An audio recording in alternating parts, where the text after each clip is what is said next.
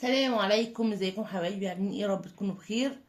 النهارده قراءتنا مع برج الجوزاء، قراءة عاطفية للفترة من 24 ل 31 مارس 2025. بس قبل ما ابدا القراءة فضلا وليس امرا، ما تنسوش شير لايك اشتراك في القناة، تفعيل الجرس ليصلكم كل جديد. بالنسبة للقراءات المجانية تابع معايا بس مش القناة. اما القراءات الخاصة بسيب لينك الفيسبوك رقم الواتساب في صندوق الوصف، تقدر تتواصل معايا لحجز قراءتك الخاصة. برج الجوزاء دي قراءة عامة قد تنطبق أو لا تنطبق. القراءات العاطفية ربما تكون معكوسة. شوف طاقتك فين معايا أثناء القراءة وروح لها. ويلا بنبدأ على طول. الجوزاء من 24 ل 31 مارس 2025 عاطفية. نبدأ بالأوركان بتاعك برج الجوزاء.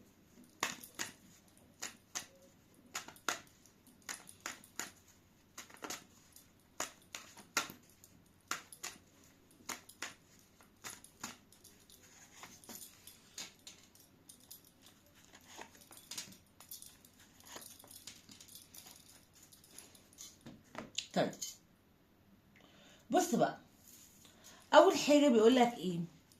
حاول تنطلق نحو هدفك. يعني إيه؟ جهز نفسك وحاول تستعد للهدف اللي انت عايز توصله. شوف انت عايز توصل لايه او بتحلم بايه، وابدأ ان انت تاخد خطوات نحو المستقبل. خلاص؟ طب ده يحصل ازاي؟ ده يحصل لو احنا تركنا كل شيء مش لينا، حتى لو احنا عايزينه ورضينا بكده. تمام؟ ادي واحد.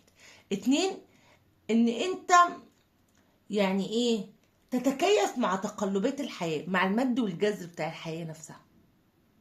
فاهم؟ يعني ايه؟ احيانا يعني الرياح بتوصل السفن لما لا تشتهي. يعني صح ولا غلط؟ يعني احيانا احنا بنوصل لحاجة احنا مش عايزين نوصل لها، بس هي دنيتنا وصلتنا ليها. صح كده؟ مش كل حاجة في حياتنا احنا بنختارها. احيانا بنكون مجبرين على حاجات غصب عننا بنعملها، فالدنيا وصلتنا للحتة دي. مش كلنا طبعا ومش كل حاجة، ومش الغلط، انا بتكلم عموما. في امور خلاص بيبقى لازم ناخدها بالشكل بتاعها ولازم نمشي على اساسها. صح كده؟ فانت ودع اي حاجه مش ليك وحاول ترضى بدوت وتكيف مع ظروف الحياه ومد وجزر الحياه. حاول تتماشى معاه وتتكيف معاه وترضى باللي ربنا كتبه وتبدا تاخد خطوات نحو المستقبل.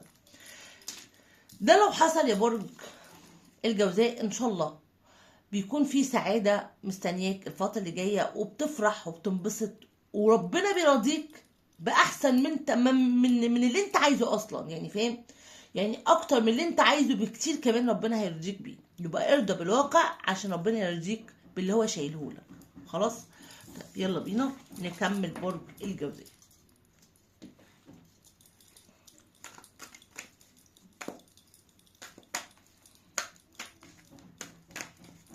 24 31 مارس 2025 عاطفيا يا جوزاء. يلا.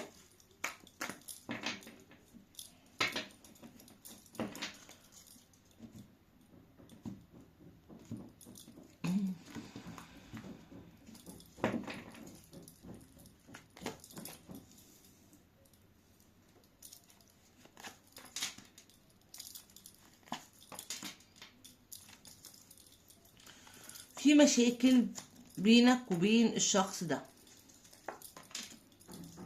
في زعل.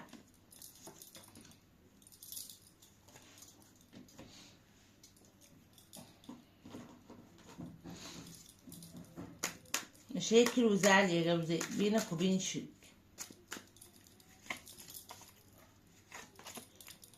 ماشي يلا بينا، بسم الله.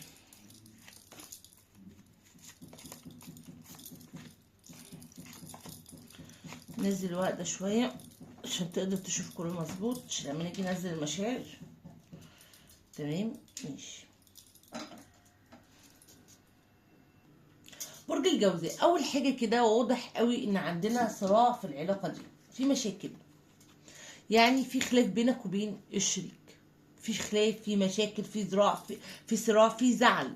خلاص؟ الشخص ده كأن في حاجة ماسكها عليك.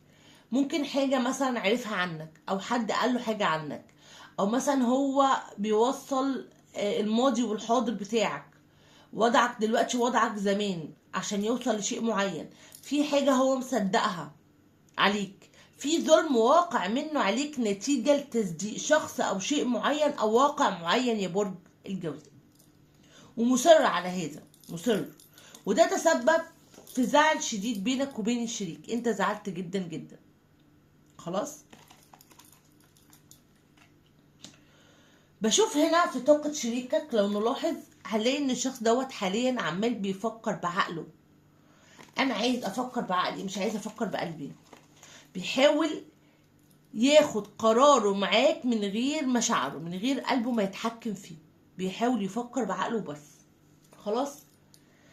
بشوف كأن الشخص دوت عايز يتأكد من حاجة معينة، مش عايز يحس ان هو مخدوع او حد بيخدعه او حاجة بتخدعه. كأن الشخص دوت بيحلل كل الامور اللي بينك وبينه في الوقت الحالي بعقله بس، بدون التركيز على المشاعر.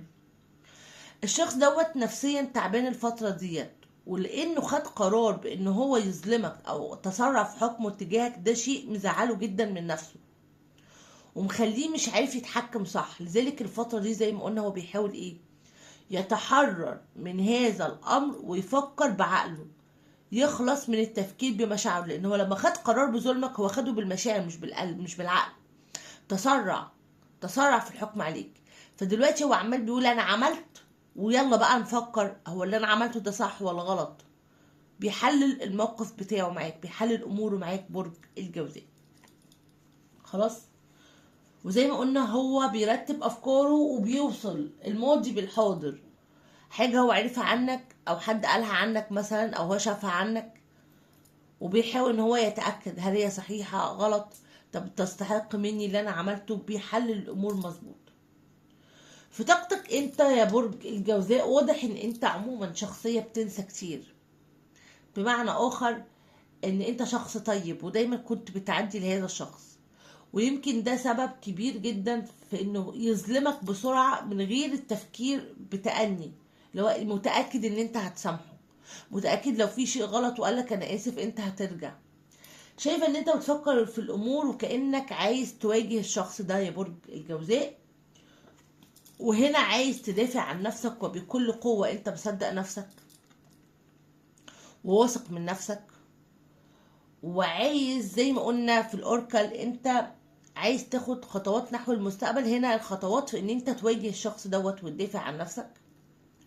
وزي ما قلنا في حتة الترك ان انت ترضى بوضعك، ان انت عايز تواجه بكل الحقيقة سواء انت راضي عنها او غير راضي عنها. انت عايز تقول له كل حاجة وعايز تسيب الامور تمشي زي ما تمشي. انا مش هداري، مش هحاول اخبي، انا هقول الصراحة. خلاص. هنا عندك استعداد لخوض التجربة او لخوض الكلام والجدال بينك وبين الشخص دوت والدفاع عن نفسك وبكل قوة، وعندك ثقة في نفسك كبيرة. ده اللي انا شايفاه. انت تعبت، ممكن تعبت من كتر ما بتخبي، او تعبت مثلا ان الشخص دوت دايما بيظلمك وانت بتدافع عن نفسك. في المرة دي واخد قرار ان انا كده، سواء اللي قاله صح او غلط، فانا هعلن كل حاجة عن نفسي وهتكلم بصراحة. صدق ما صدقش خلاص، انا واثق من نفسي. خلاص.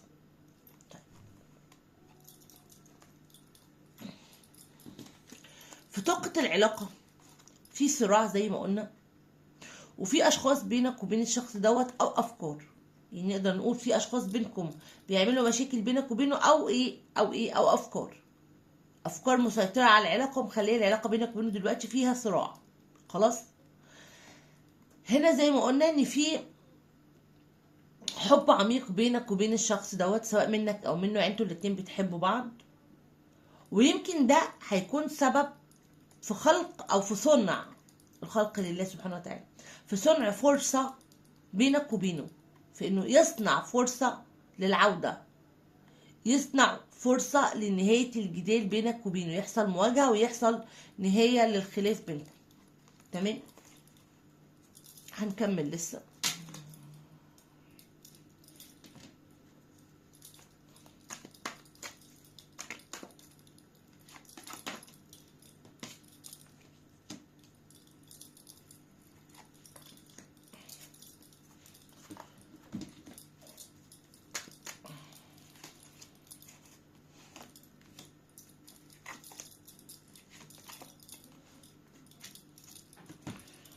بص، هو في المشاعر نقدر نقول تينوفونس الشخص دوت تعبان جدا، وكأنه عايز يتحمل مسؤولية أخطائه تجاهك أو مسؤولية العلاقة نفسها. الديفل هنا هو انت في دمه، انت في عقله، انت في روحه، هو ما يقدرش يتحرر منك بسهولة، هي علاقة بالنسبة له علاقة قدرية.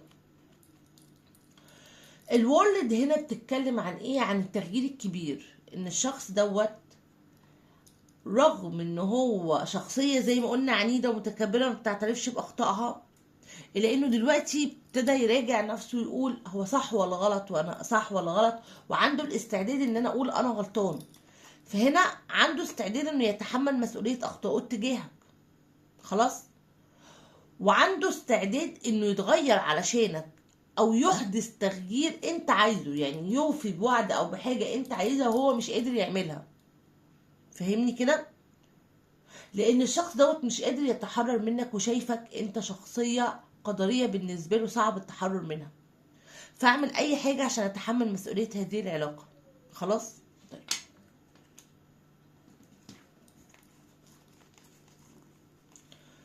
في طاقتك انت، انا بشوف ان انت اتغيرت في حاجات كتير، يعني زي ما قلنا انت كنت الاول ممكن يقولك حاجة او يعمل حاجة انت تعديها، انت طيب. المرة دي انت لا، عايز تواجه وعايز تاخد حقك، وانا قوي بما يكفي. بقى في تغيير، خلاص، ان انا لازم افكر بعقلي مش بمشاعري وبس، ما ينفعش كل حاجة اعديها بكل هدوء، لازم افكر بعقلي. بشوف في الايج اوف وانس برج الجوزاء ان انت جواك نار كبيرة جدا تجاه الشخص دوت وتعب كبير جدا، وان من كتر الزعل اللي جواك منه انت ابتديت تفكر بعقلك بس، لان انت شايف ان قلبك بيوديك معاه لسكة مقفولة، لسكة فيها تعبه بس. خلاص، كمان ما بقاش عندك ثقة كبيرة فيه، يعني اللي هو انا لازم اتوخى الحذر معاه، لازم اكون حذر في التعامل معاه، ما ينفعش ان انا اثق فيه زيادة عن اللازم، ما ينفعش ان انا امشي وراه وانا مغمض. خلاص، لان انت ثقتك في انه يتمسك بيك بقت ايه؟ بقت ضئيلة، ما بقتش حاسس بالامان في العلاقة. فاهم؟ برج الجوزاء فيه مخاوف بينك وبين الشخص دوت، وده المخاوف دايما بتعبر عن التحديات، عن الاشخاص اللي بينك وبينه، عن الافكار، عن الظلم اللي انت تعرضت له. خلاص، هنا انا شايفة 6 اوف وانس ان الشخص دوت بيعود مرة تانية، بيعترف بمشاعره وبيعتذر منك وبيحقق لك الامان الكافي، يعني بيقولك انا هعمل لك اللي انت عايزه بس اديني فرصة. وزي ما قلنا العلاقة بينك وبين هذا الشخص ستعود مرة تانية، وان الحب العميق فيها هو اللي هيرجع العلاقة وهيصنع الفرصة بينك وبينه تاني. تمام؟ طب تعالى نكمل كده، نشوف رسائل تهكير من هذا الشخص اتجاهك.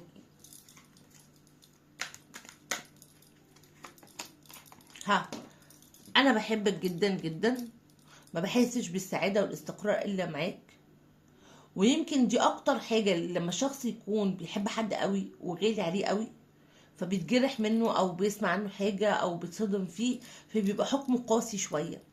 خلاص، فلذلك انا بشوف ان الشخص دوت بيحبك برج الجوزاء، وان اللي عمله دوت كانت نتيجة طبيعية لمشاعر قوية اتجاهك.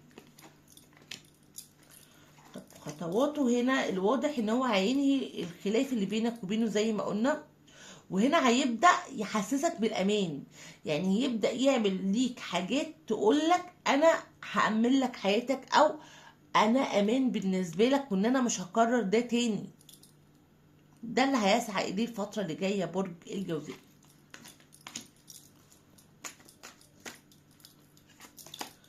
لافرز، ادي فرصة لهذه العلاقة مرة تانية، بس طبعا برضو تكون حذر، لأن اللي زي ده بيبقى دايما شكاك، ودايما بيصدق افكاره، ودايما شخصية انطوائية على نفسها في افكارها، ما بتسمعش الا بعدين الا بعدين، يعني خراب ملطة زي ما بيقولوا. فانت هنا حاول تتحذر مع هذا الشخص، وحاول تتأنى معاه، ولازم هدي فرصة لكن بحذر. خلاص، وما تعملش حاجة معاه الا في سياق التقاليد والعادات، لان الشخص دوت لو شاف منك ان انت عكس التقاليد والمبادئ يخاف منك ويبعد عنك. فخلي بالك الحته دي مهمه قوي، يعني اجلا عاجلا هتلاقيه بيبعد.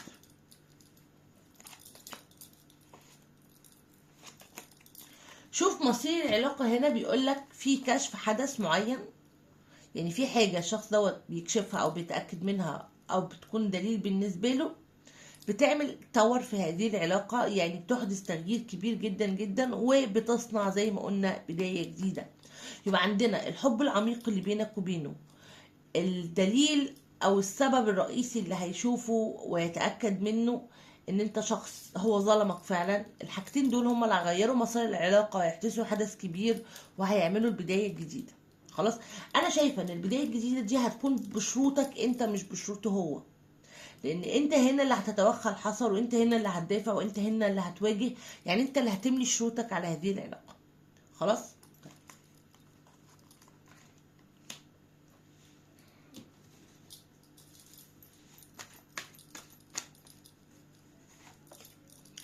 هنا بيقول لك احذر، يعني كن حذر دايما في العلاقة بينك وبين الشريك. هنا هذا الشخص ممكن يكون توأم روح او شعلة بالنسبة لك، دعوة مستجابة هتغير الاقدار. اخر حاجة، انت عندك انرجي ممكن تكون قوية جدا، يعني عندك حدث قوي، حاول تسمع له لانه هيساعدك كتير جدا في اتخاذ قرار حقيقي.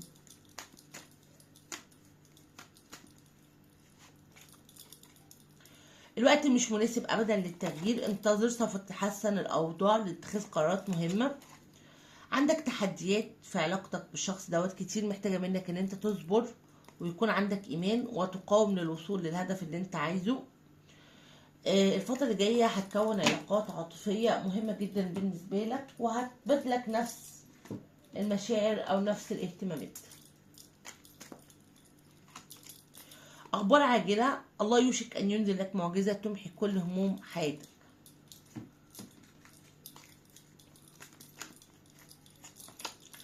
احذر الحسد، مهم قوي نحذر العوارض دي، لان دي بتأثر على الطاقات بشكل كبير، وبتعمل تغيير وفوارق كبير ما بين طاقة لطاقة. تمام.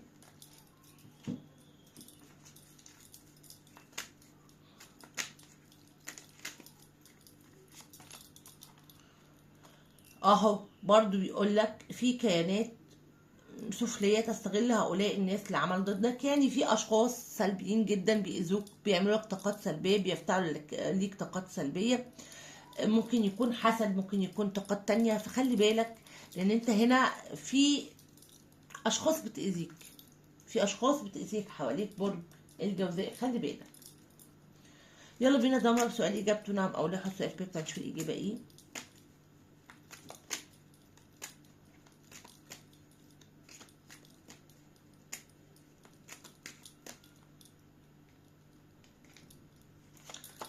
انتظر.